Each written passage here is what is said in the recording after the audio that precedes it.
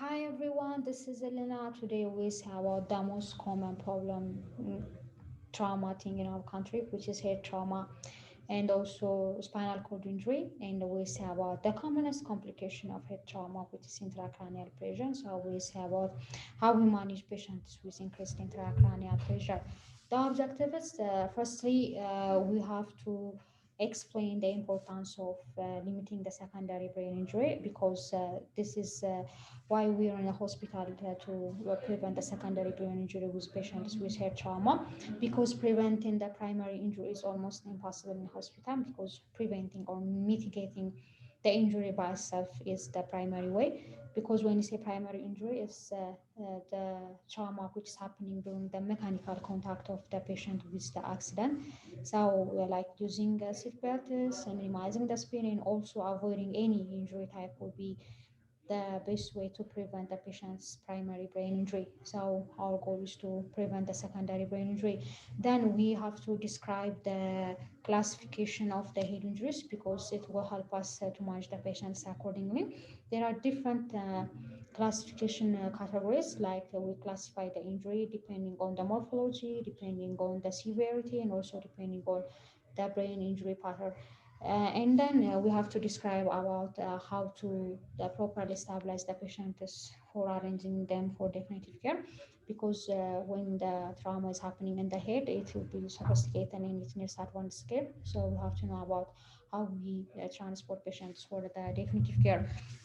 Before that, we have to know about the anatomic feature of the brain overall, because every trauma aspect can be associated with a specific anatomical part. So students have to be familiar with the anatomic feature of the brain, and also we have to know about the dissected internal anatomic feature of the brain, because there are different complications like a hematoma accumulation in the inside part of the brain. So the students have to be familiar with this, like the commonest problem can be the epidural surgery, hematoma, like subarachnoid hemorrhage. Every figure have to be identified by knowing definitely with the internal dissecting anatomic view of the brain tissue.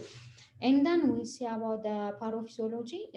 It's can be divided as secondary and the primary phase, as like previously said that primary phase can be like described with the cellular injury, which tissue days can be happening by direct force of the injury at the hospital level or at the injury site.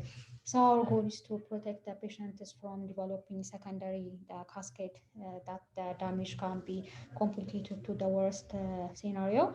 So, like managing the patient with aspect of hypoxia, in the excessive bleeding, ischemia, anemia, intracranial pressure, avoiding those things would be highly decrease the chance of the injury complicated to the worst form.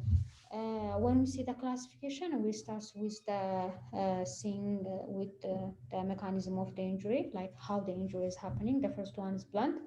When you say it's blunt, it's not penetrating. There is no any visible bleeding from the side. It can be happen from high velocity and low velocity traumas. It can be like assault injury. It can be falling from higher level, and from car accidents. The point is there is no any penetrating at the side. And penetrating is the opposite of the blunt, as you can see from the screen on the image. It's penetrating. It can be the gunshot, so there are visible tissues on the head and also bleeding on the side level. And next we see accordingly the morphology, like when the trauma is happening on the scalp or when it goes to the skull fracture. And there are different skull fracture types, like depressed, linear, comminuted, and some other one. So there are also different types which depending on the severity, mild, moderate, and severity. We all see all things. Be with me. Thank you for now.